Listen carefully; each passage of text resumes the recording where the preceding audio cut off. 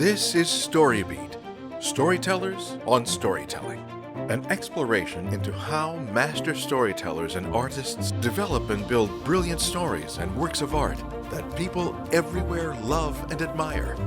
So join us as we discover how talented creators of all kinds find success in the worlds of imagination and entertainment. Here now is your host, Steve Cuden.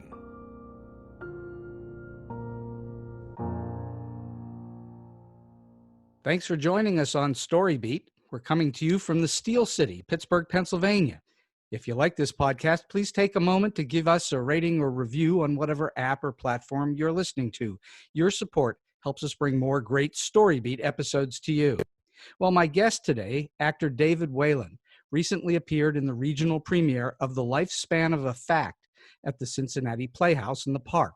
He's performed in over 100 productions across the U.S. and Europe, and over a dozen world and American premieres at such theaters as the Guthrie, Roundabout Theatre, South Coast Rep, Alley Theatre, Philadelphia Theatre Company, Center Stage in Baltimore, Arden Theatre, Folger Theatre, Hartford Stage, the Laguna Playhouse, McCarter Theatre, the Repertory Theatre of St. Louis, the City Theatre Company, Kinetic Theatre, PICT Classic Theatre, Barebones, and numerous others. David is a recipient of the prestigious Performer of the Year by the Pittsburgh Post-Gazette, and he's been nominated or received the Kevin Kline, Barrymore, and Helen Hayes Awards.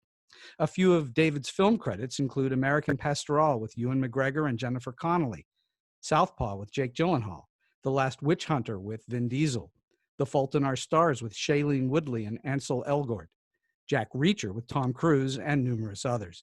And he can be seen on TV in such shows as The Loudest Voice with Naomi Watts and Russell Crowe, Three Rivers, Pensacola Wings of Gold, Silk Stockings, and Diagnosis Murder, among others. For more on David, please check out davidwhalenactor.com. For the record, I've known Dave for a number of years now as one of the stalwart regular actors appearing on various professional stages here in Pittsburgh. So for those reasons and many more, it's a real honor for me to welcome my friend, the incredibly talented David Whalen, to StoryBeat today. Dave, welcome to the show. Hey, thanks, Steve. So great to be here, man. And it's great to maintain a friendship with you. Indeed it is. And thank you so much. So let's go back in time. Tell us a bit of your history. How did you get into and become intrigued by this thing called acting or being on the stage? When did it start to happen for you? How early? Well, I think it really began as a kid with my brothers. I have two other brothers, older brother and a younger brother. And we would act out Star Trek episodes. And, from that point, I started, doing my William Shatner impersonation. I was always Captain Kirk. My brother was kind of the Gorn, the God-to beast. And, the Gorn has the strength of 10 men. I threw a boulder that would kill the normal man. On the Shatner. And then I went to high school, and I was the kind of the class clown, and one of the teachers said to me, "Hey, Whalen, why don't you just take your energy and audition for a play?" And I went, "A play?" And then I auditioned for the play, and I got the lead, and I got to kiss the prettiest girl in the school. Ooh. And from there, it was... Kissing the prettiest girl sunk the hook in, didn't it? It did, because I was really shy when it came to girls. I mean, my brother and I, we would call up girls and ask them out on dates as I would be my brother Frank, or my brother Frank would be me. You know what I mean? So we would we never took the rejection personally. It was always, well, Frank, I'm sorry you're not going out this week, or Dave, I'm sorry you're not going out. But I was always intrigued by storytelling. All right, so early on that bug hit you. You were still about what age? Is it 10 or younger, or were you a teenager? Yeah, I would say about 11. Right before the glands went amok in my teenage years. 11, 12. Have you felt all along that this was your calling? Many people think it's their calling. Is it for you? No, I just always had an incredible imagination. And I was always intrigued about people. Even as a kid, I remember always just watching people and trying to mimic their walk. and or their voice and their physicality. Mm. And I was always intrigued not by the outer part of the movement of the person, but what causes this person to have this limp? What happened to him? And even at like those early ages, I was always observing people. That's really valuable because you got that early before somebody told you to think that way, and that's a Yeah, really big part of that being an actor, isn't it? yeah. And I think that whole observation thing is, one of the main reasons I love playing roles, but also like playing Sherlock Holmes, which I've done, 6, 7 times Yeah, in the, yeah. because you don't just see a person, you observe and take it in. Well, I know I've seen you a couple of times as Sherlock, and you're very convincing as Sherlock. That you obviously Well, understand that. try to have fun with it too. And so, all right, where did you get your training? I know you're trained. Yeah, yeah. I trained at Point Park University, and Hmm. when I was at school, it was a conservatory, meaning, they only, in my class, we accepted, I think, maybe 12 people. Wow, small. And I think we graduated 6 or 7. Wow, So really there was small. when people got cut. It wasn't like how Point Park is now, where there's 120 people. Right. But the great thing about that was the learning was very personalized, and you got a chance to work constantly. So we were. I mean, I would be doing 4, 5 shows a year at Wow. Point Park, and working on the professional shows too, Wow. as backstage at crew. So I got a chance to really see some great actors at work and When it's enjoy when that. it's that small, the intensity of the education you're getting really focuses you in hard, doesn't it? Yeah, it's definitely teaches you that you have to, just like in Pittsburgh, man, you've got to bring your lunch pail to work every day Hmm. because you got to eat it on the job. You know what I mean? It was an intense time. No doubt. Well, I know from, I've been teaching in the cinema school there for 9 years, and I Yeah, know from, obviously I don't teach in the theater school, but I know from talking to lots of people there that it's still very intense, but it is more diluted because there are more people there. yeah, and it's such a really good school, but sometimes some of those kids now they don't get a chance to perform in those Yeah, 4 years. yeah. And that can be difficult because you have to learn by doing, I think, too. Oh, I don't think there's any way to become an actor without doing it. Exactly. And not be afraid to fail, all that stuff. Oh, well, that's a huge lesson. I'm a big advocate of failing your way to the top. And George Bernard Shaw, who was a fairly decent writer, Yeah, once said, "A man who makes no mistakes makes nothing at all." So that's what failure is. You must make mistakes in order to learn how to become better at what you do, absolutely. And not be afraid of it. Not be afraid of failing. and not be afraid of failure. That's a huge issue because some people are really afraid to fail, and you have to be willing to fail. Yeah. And the best directors that I've worked with too, I think understand that. Because if you go into a play, a rehearsal, trying to please or be correct with a director, boy, I think you're bound to not have any personal connection with the part or with the play because you're not bringing what that director has hired you, which is in fact you. You So, know. okay. So when you're disagreeing with the director, how do you tell us the best way to disagree with the director and not tick them off? Yeah, I think our job as actors is to come in that room, with a head full of ideas and not be rigid. So, for instance, if I come into rehearsal and I try something, and the director says, "Hey, Dave, I don't really like that. Can we try something different?" And I think, and I'll just say, "Sure, yeah, let me try this. I'm just trying that." And you have to be able to ride the waves and Hmm. say, "Okay, this one is not working, and let's try this one." Hmm. So, because ultimately, they're guiding the ship, and you want to put your oar in the water that helps, take that play forward and bring So them. I guess what I'm asking is, my imagination tells me that over time you've worked with directors and had artistic differences with them or disagreements with them, and yet you work through it. Do you have a particular technique in in saying to a director, I don't think we're going down the right road? Or you then obviously adapting to it? Yeah. I mean, well, there's that great quote where, the rehearsal should be an incubator, not a battlefield. Mm, And I'm a big believer in that, that not only should a director not be rigid, but the actor can't be either. right. So I always think that we're all going on this journey together. It's a birthing process. Hmm. And the rehearsal process is that birthing process. And so we're all making that baby, the play, come out in a way that's going to have a life in front of an audience.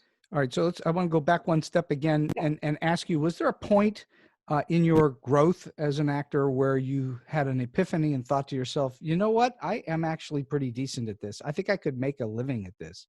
Was there a moment? I would say that I have a kind of a confident stubbornness to go after this business, so I would say that I've always had a strong work ethic, and that's kept me through.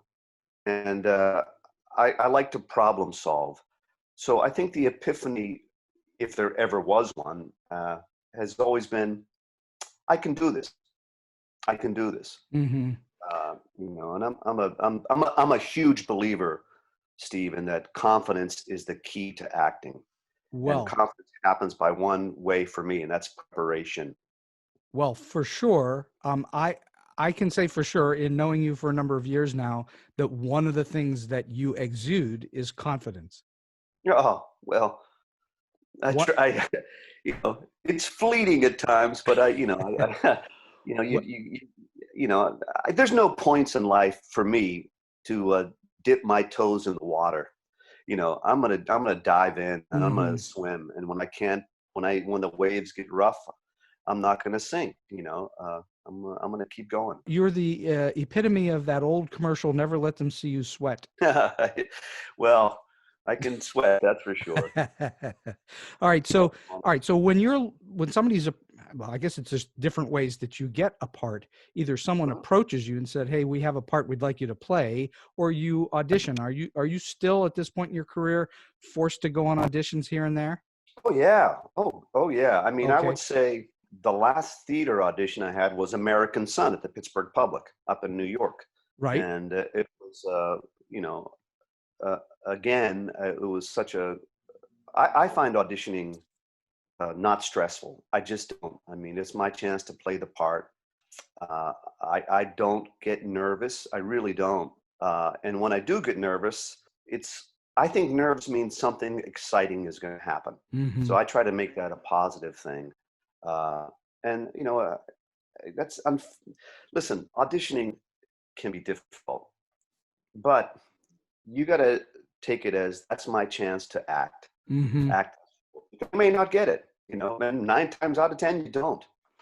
Right. I've had any number of actors on the show who have said something similar to that, where they look at auditioning as an opportunity to act, period. I believe that. And sometimes, Steve, I think some actors, especially younger actors, when they don't get the part, they think, oh no. And for me, sometimes it just means no, not yet. Or no, not right now. And that's the way I think you can take each audition, in a positive light. Well, I had the great privilege of interviewing for an hour on stage at Point Park, Bryan Cranston, the great actor Bryan Cranston. Oh yeah. And one of the things that he said to our students at Point Park, which I thought was just phenomenal, is that for a while when he would audition and not get parts, it would upset him. But then he realized if he didn't get the part, it wasn't his part, and that's how he became proficient at going to auditions and not letting it beat him up. If it's yours, it's yours. If it's not yours, it's not yours. And that's just the way it is. All right. So let's talk about how you develop character, because I think this is critical to what you do. So you now have a part, you've gotten the gig, and you have the script. So you start to study it. What do you go through in your preparation to develop a character? Is you study the script. You don't learn lines. You study it. It's all in the details. One of my favorite actors in grad school, Evan Nulis, who now heads the Juilliard program. That was her mantra. It's all in the text. Say her name again. That broke up. Yes, Evan Yanulis. He now heads Juilliard, and that was one of my favorite teachers in grad school, along with David Hammond and Rosemary Harris and Jack Fletcher. Just great teachers I had. But they all had a similar thing, that it's all in the text, and that's where we start. And so I'm a big believer in given circumstance work. So I develop the given circumstances, the backstory of the play, anything that's written in the text or demanded by the director that creates that imaginary framework where you play actions. And I kind of break the given circumstances down into past historic, present given circumstances, and then potential future given circumstances. Where do I hope my actions will lead me to as I'm dealing with the play? And I break it into the relationships that I have in the play that equal something to me. Because for me, if I don't have a personal connection to the material, I can't bring the visceral action that is necessary, I think, to make a performance compelling. Have you been cast in parts where you didn't connect? Oh, no. I mean, some actors just worry about the text. I really try to find myself in the part. I don't lose myself in the part. Got it. I try to bring aspects of me to it, because otherwise I think you're building a house of cards, meaning you might have 3 or 4 shows a week that are good, but we're doing it 8 times a week.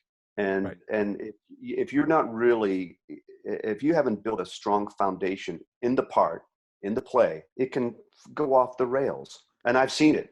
I see it constantly. So all right. So you've got the text. Are you looking for evidence in the text of the way a character would approach things or think?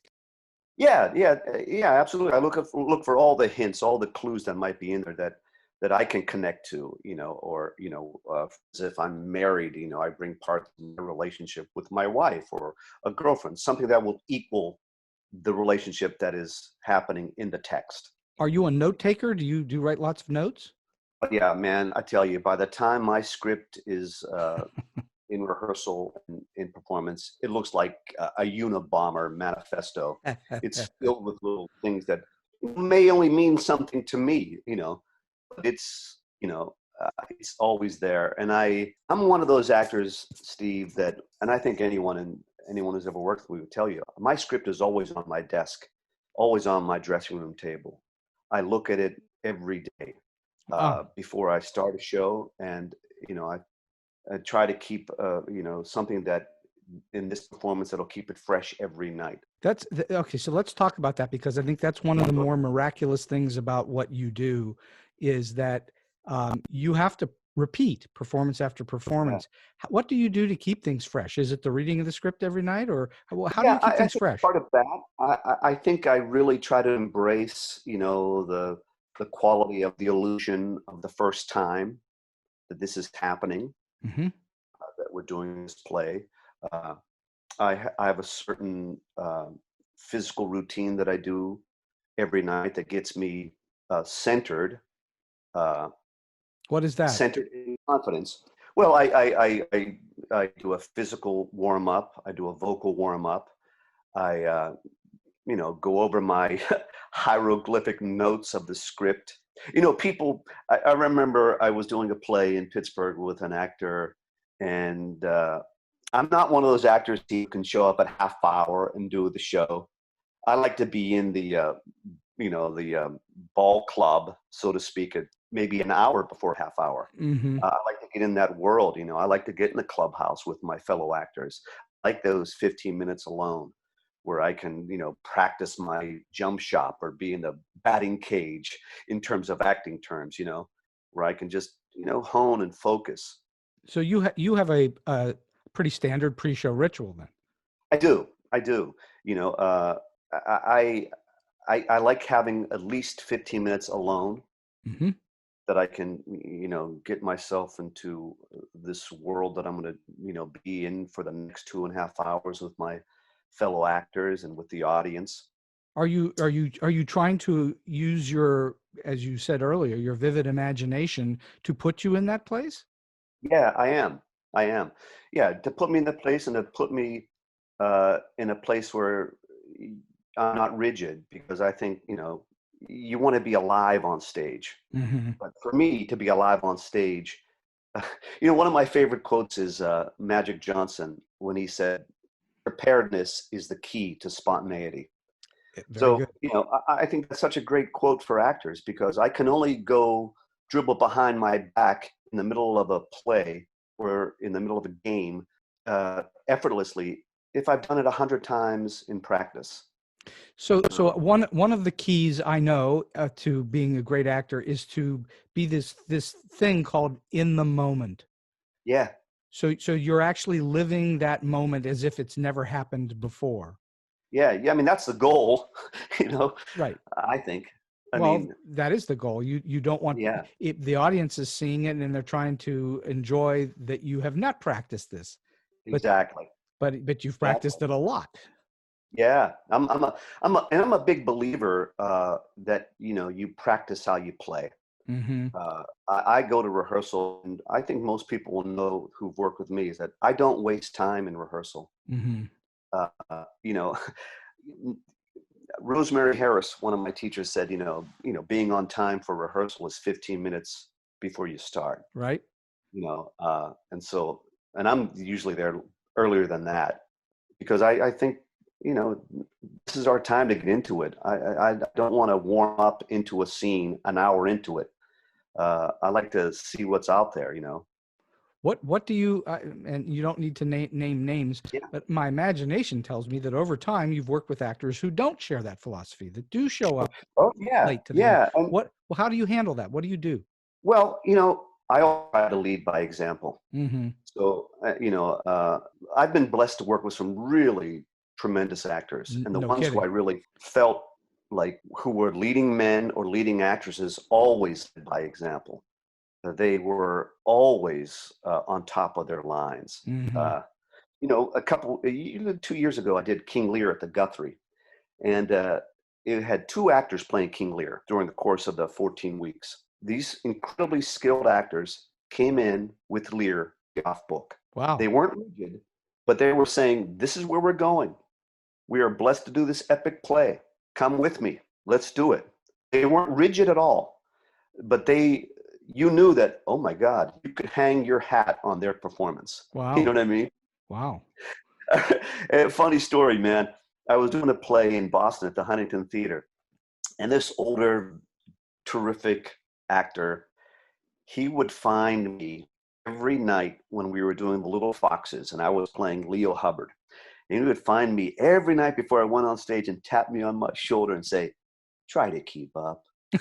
And it was one of the funniest things ever. But it was also like put me at ease, but also say, "We're all going here. We're all going." And I just found that funny, but yet really, really deeper than I thought at the time as a 25-year-old actor. It's sort of not the same thing at all, but reminds me a little bit of Jack Lemmon's famous Magic Time, that before he would perform, he would say to himself, "Magic time," and off he'd go Yeah, and provide magic to the world. yeah. I had a buddy. Oh God, a couple years ago, I was doing this co-production of Shakespeare in Love, and this really terrific actor. Every night I was sharing a dressing room with him and a couple other guys, and he would say, "Gentlemen, tonight we live."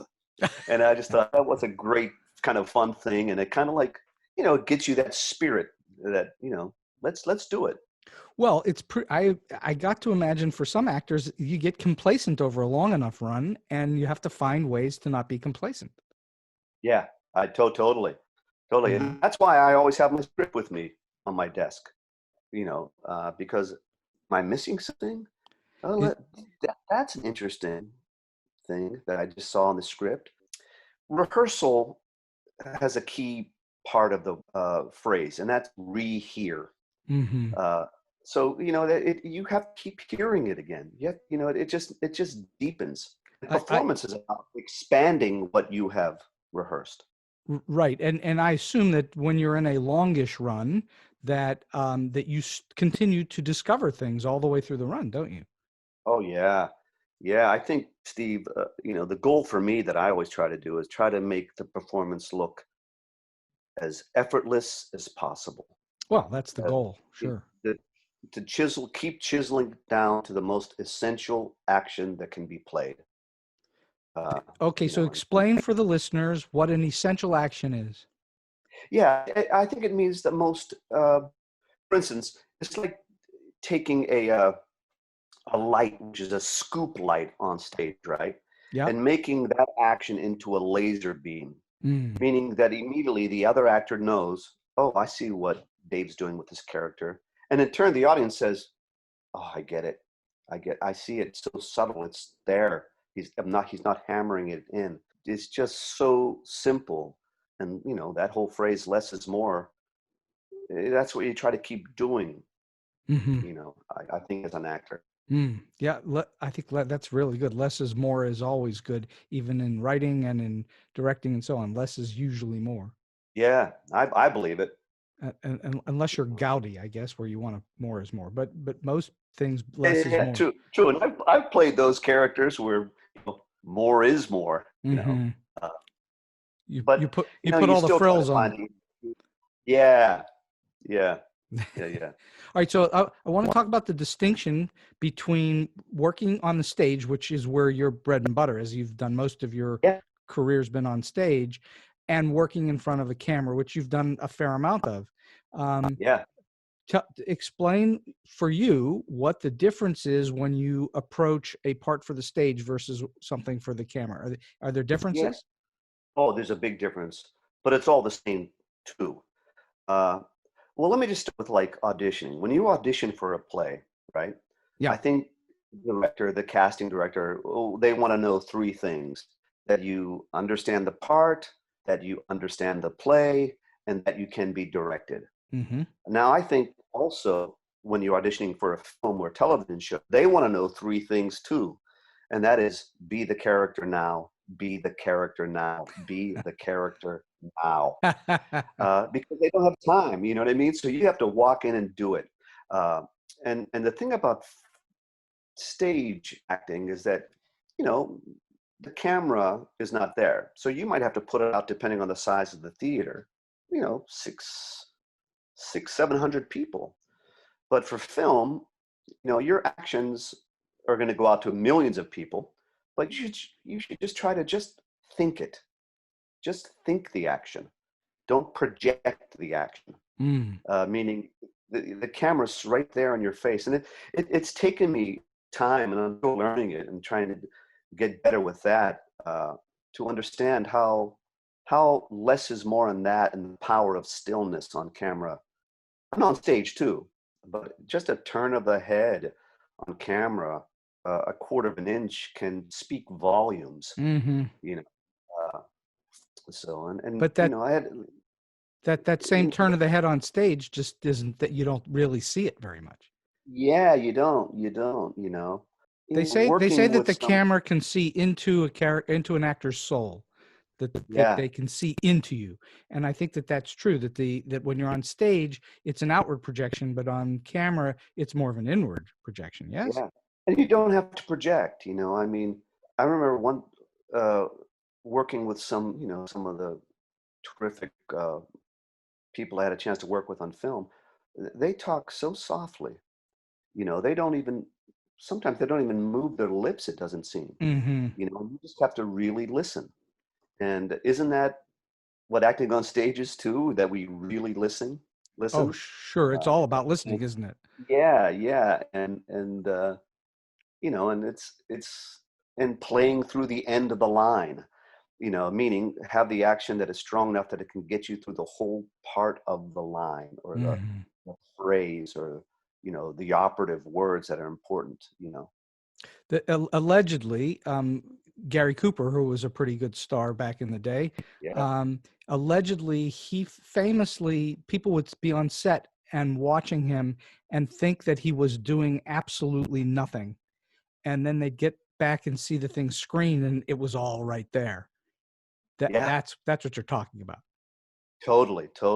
I remember working with Jennifer Connelly, and just watching how still she was, how simple. And yet I'm like, at the time I'm like, wow, I'm mesmerized, but I wasn't sure what it was she was doing. I mean, she's a beautiful uh, a woman inside and out to begin with, Hmm. but boy, she is just there.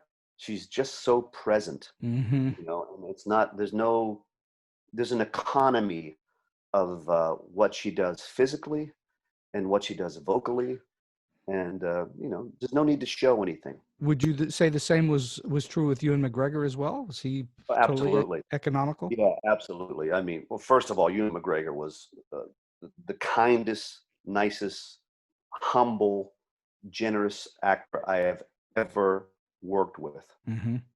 Just a phenomenal guy who just exudes confidence. Oh, You know, he's and he's so he's been knocking it out controlled. for a few years, so he's Yeah, he knows what yeah, he's doing. And yeah. he directed American Pastoral as well, didn't he? He did. He did. And how did you find him as a director versus acting opposite him? Well, the thing with Ewan, I mean, the first day on set I had with him, he knocked on my door, my trailer, and gave me a note. And the note read, "David, I am so glad you're here. Mm, Let's have fun today." wow. And immediately, as a fellow actor, you're like, "Wow, we are peers. We are colleagues. There's nothing to be, it's just we're doing this together." So I found that him directing was so simple. I mean, it was like it was just a simple process. Let's just have the conversation, you know, Mm. of a scene, and that's how it was. Do you find that when you're working, because you've worked with obviously some famous people, not only the two Yeah, we've just mentioned, but also Shailene Woodley and Ansel Elgort and so on, yeah. do you find that your approach is different when you're working with a celebrity versus someone who hasn't quite achieved celebrity status yet? Not really. I mean, of course, you can't help but. I mean, when the first time I worked with Dick Van Dyke, I couldn't help but be like, "Oh my God, it's Dick Van Dyke!" And my first scene was literally, Steve. Didn't meet Dick yet, and I had a scene just him and I in a car. This 3-minute scene, just him and I talking, and and I opened the door, and there he was. He was doing a crossword puzzle. Now that wasn't in the script, right? Yeah. And I had the first line. I looked at the crossword puzzle, and he did that to make me so at ease with him that I'm just going to have this physical activity like an actor would have in a car while I'm waiting for somebody, and we're just going to have the conversation. Mm. And we did the scene, and I go cut, and the director says, "Well, Dave, how'd you like that?" And I said, "Well, Dick, I got to tell you, that was fantastic." He goes, "It's all about being easy peasy." Oh, It was just so great, man. And then of course he was so kind, Steve. I was on the set with him for God 2.5 weeks. It was the Final Diagnosis murder movie, wow.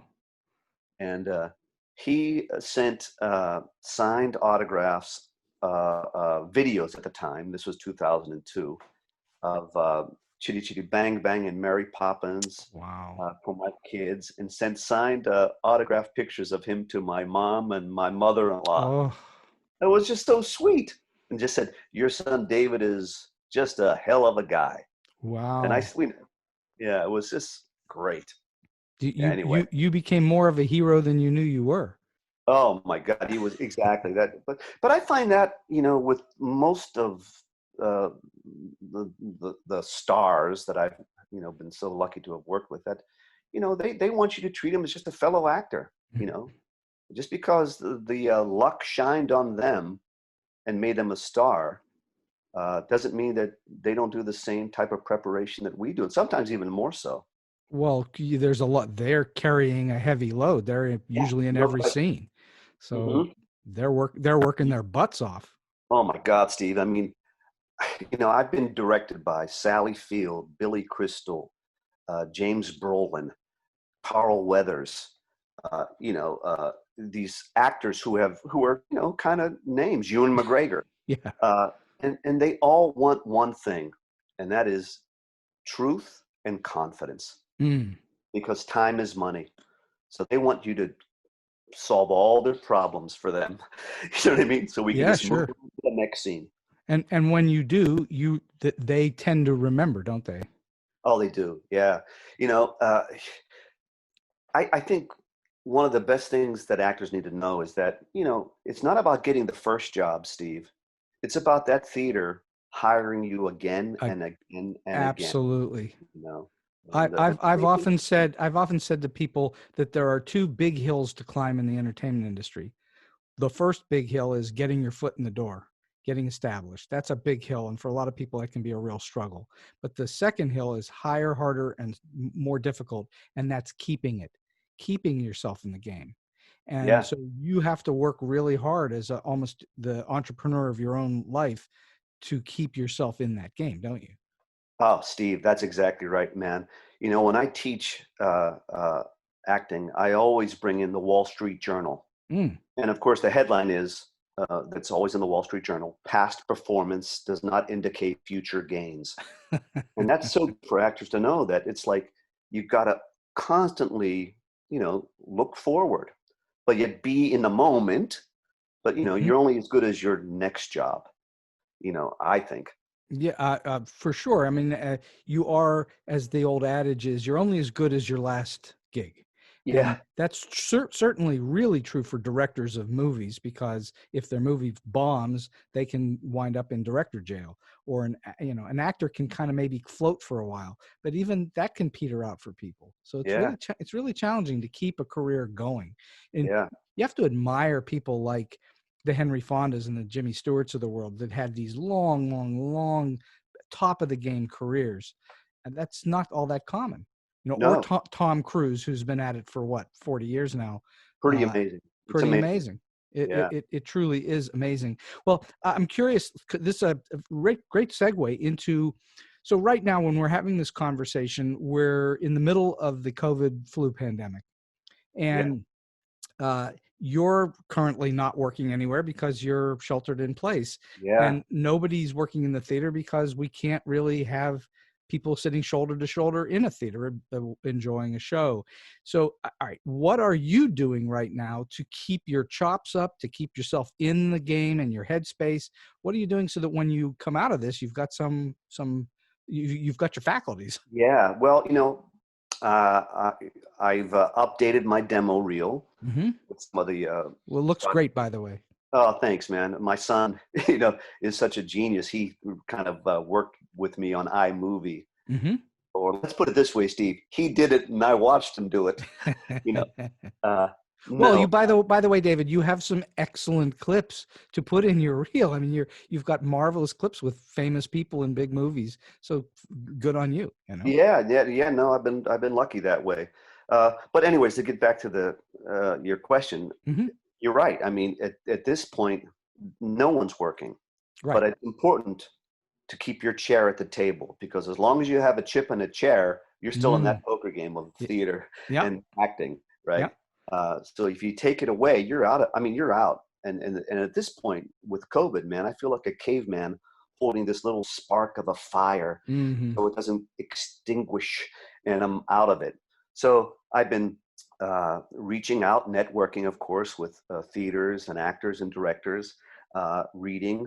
I'm working on a one-man play that Oh, I'm uh, doing called The Paper Route.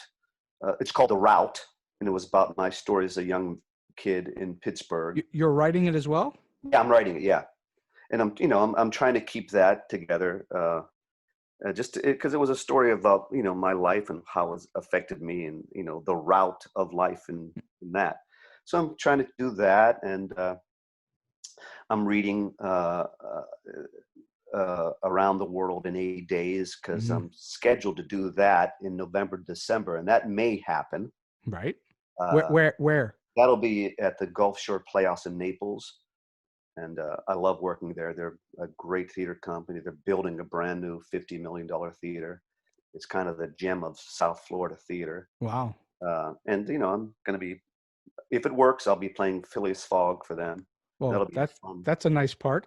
Yeah, yeah, yeah. So I'm doing that, and I'm you know, chatting. I'm doing Zoom meetings with. I met with my buddy who runs the Guthrie Theatre in Minneapolis. Mm-hmm. I went to grad school with Joe Hodge, and my buddy who runs Cincinnati Playhouse in the Park, Blake Robeson, two really, just tremendous men of the American theater, and I'm blessed enough to call them my dear friends. So I'm always, networking. Well, and it was unfortunate. I know you were right on the verge of opening American Son here at the Pittsburgh Public. Yeah, And this whole thing hit. That was heartbreaking. We did some previews, but it was heartbreaking. I'm no doubt, because that's, you're all thoroughbreds, and you get to the gate and then they say no race. Yeah. So all right. So I just want to continue this thought on for a moment. You clearly in your career, you've had lots of times where you were one show into the next show into the next show. Yeah. And so that's a good fortune for a journeyman actor, is to just have one show after another. But there have to have been times in your career where you had downtime and you were between gigs. And is there something physically that you do as well as mentally? Do you continue to work out, or what do you do? Yeah, I continue to, I have a routine that I do every day now. I mean, I work out every day. I'm a avid, voracious reader. Mm-hmm. So I try to keep myself as sane as possible in this insane business. I consider myself like a turtle, Steve. I have a hard shell and a vulnerable belly, and I carry my house with me on my back when I go to a regional gig. Mm-hmm. Take the shell off. There's my pictures of my family and my clothes, and then because we're paid to be vulnerable, but also paid to be tough. Are you the type of person that you're working on unsolicited memorization of things, like you're prepping new audition pieces or something like that? Do you do that regularly? No, I don't do that. But if a play that I've seen in New York intrigues me, I reach out to my friends who might have a copy of it before it's already published, Mm-hmm. and I'll work on that. Like I know when I did The Lifespan of a Fact in Cincinnati, I reached out to the theater and put something on tape to audition and sent to the director, unsolicited by me, because Right. I wanted to go after it. I thought I really had a connection to the role. Right. And so I sent it directly to Wendy Goldberg, who was the director. Such a tremendous director. She runs the O'Neill Center, and so it was, So I go after things too. If you know what I mean. If something really intrigues me or makes me passionate, I definitely want to go after it. And at least at this juncture, you have a good reputation. You've done so many shows for so many different theaters and movies and TV that you have a rep. But you always have to keep going after it. Oh, you can't sit back on your laurels. That's for sure. No. Even the big stars can't sit back on their laurels. They get forgotten. No. Yeah, no. So yeah, you have to keep at it. I think, and you got to improve, because in this business, Steve, I think you're either getting better or you're getting bitter. Ooh, and great line. And I'm a big proponent of improvement. Yeah. Well, that's going to keep you in good stead for a long time to come when we finally get back to this thing called theater. I know. We just at the time that we're recording this, which is in May of 2020, nobody knows. It's an unknown factor, because this show will sit there for a long time, and maybe somebody will get the privilege to listen to it 2 or 3 years from now, and they'll wonder what we're talking about, because we'll be back in business. But one thing I am curious about before we head toward the end of this fantastic session, I'm curious about memorization. It's a huge part of the job. Yeah. What tips or techniques or tricks do you use to memorize? And sometimes you have to memorize a lot of lines. What do you do? Yeah, I think for me, I don't consider it memorization. I read the text over and over and over, and so it kind of washes over me, So no, there are times I take myself into the woodshed with the script and like, okay, let's hammer this scene out, But usually, for instance, on American Son, I don't think I ever sat down and tried to memorize. I read that script probably 400-500 times. Wow. So it just keeps washing. So not only do I know my lines, I know the other characters' lines. I know what they say about me. I know what their feelings are, and there's been many times, Steve, many times where I came to the aid of an actor or an actress who was lost it on stage. Oh, I'm sure. And, you help them through it, Have you ever gone up on lines? Oh, I'm sure I have, or transposed a line here and there, but never to the point where I lost my place. Never to the point where that balloon took me up to the lights and I was gone, because I've seen that happen a lot, and that's a scary place to be on stage. But boy, you hone in to those points of concentration when you have an actor or an actress who are a solid rock that you can glean onto and say, oh my God, thank God that person's there. Sure. Oh, absolutely. This thought that, you read it and read it and read it.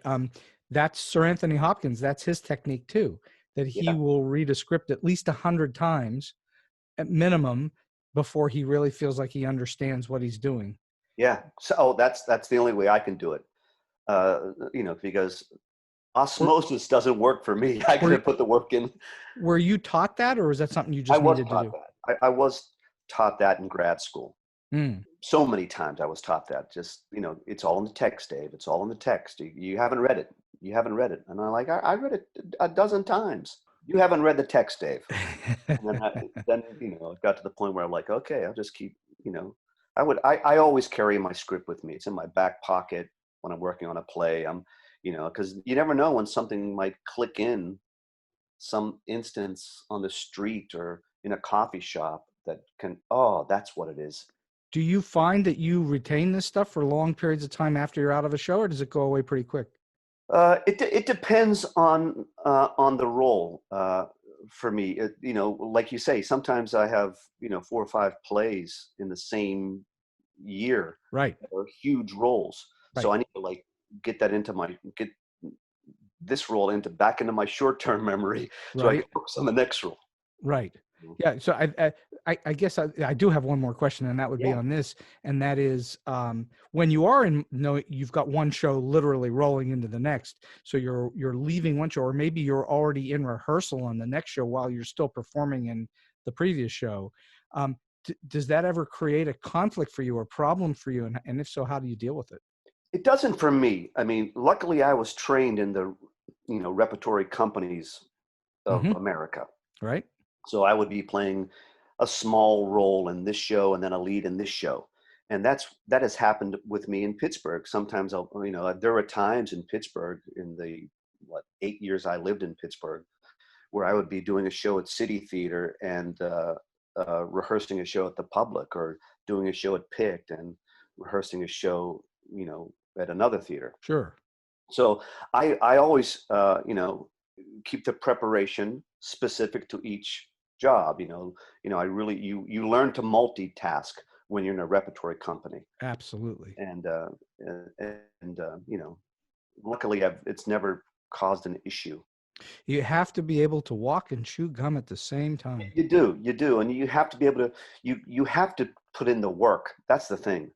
No one will ever accuse me of, David Whalen, they could say David Whalen, mediocre actor, but no one will ever say David Whalen, he's not a hardworking actor. Yeah, they're not going to say you're a mediocre actor either. Well, but I put in the work. I'm not afraid of the work. I embrace it. Yeah, no, there's no doubt. You can't go down to the corner actor's store and buy yourself a part. You can't do it, man. No, you have to work it. It's the same with writing. I teach my writing students the same thing. You can't go down to the corner writer's store and get yourself a new script. Exactly. You just can't. You got to put the work in. There's only one way to do it, and that's to do the work. Yeah, man. And it's like that quote, don't talk about the pain, show me the baby. It's no one wants to hear how hard the acting work is. They want to see the performance. Oh, the audience only cares about the result. They couldn't care less what kind of blood, sweat, and tears you went through. Yeah. And nor should they. That's not their business to know what kind of pain you went through to get there. Exactly. All right, so we've been talking for almost an hour, believe it or not. Oh my gosh. Yes, and so I'm wondering, in all of your, many experiences in both the theater and film and TV, do you have any kind of an offbeat, weird, quirky, oddball, or just plain funny story, or more than one that you can share God, I with have us? so many, but uh, you know, the story I'm going to tell you kind of ties in to some advice I think for younger actors. Great. Oh God, in the mid '90s, I was doing Hay Fever at South Coast Rep with James Cromwell, Okay.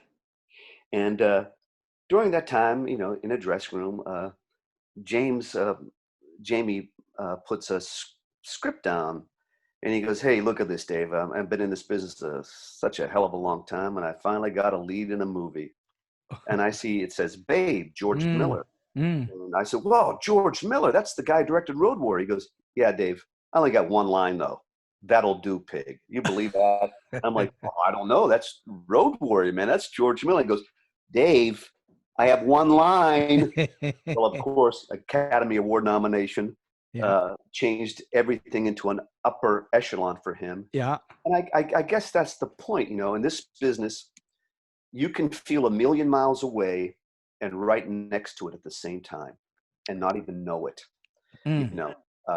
And I think that's what we need to remember as actors, just, if you keep working at it, if you have that chip in a chair at the table, stay at it. You're still in the game.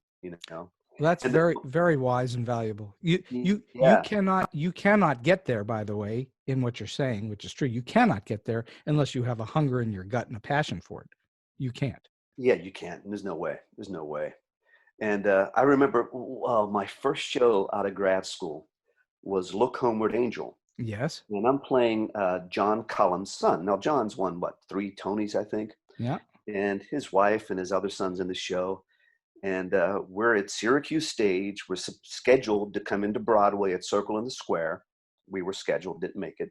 Right. But so one day, as a young actor, I say to John, "Hey, John, can I ask you something?" He goes, "Well, sure, David," and in his Tennessee drawl. And I said, "Well, how do you know in this business that you're successful?"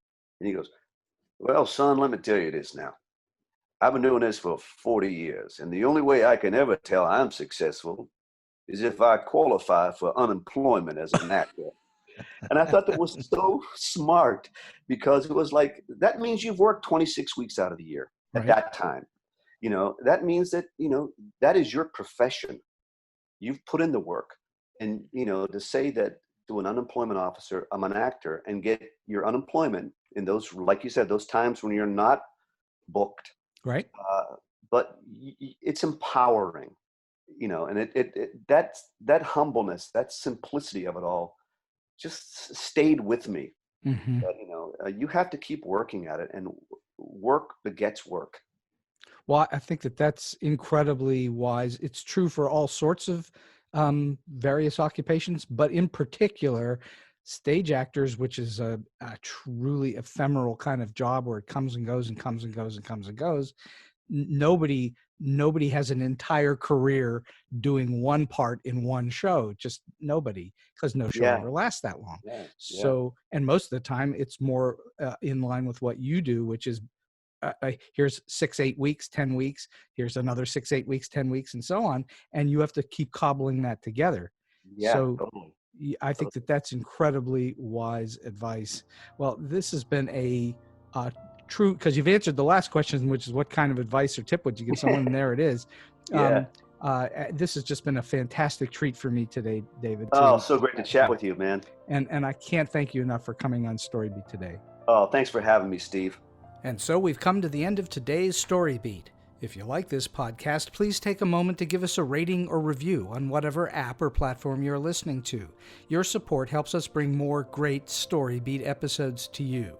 Until next time, I'm Steve Cuden, and may all your stories be unforgettable.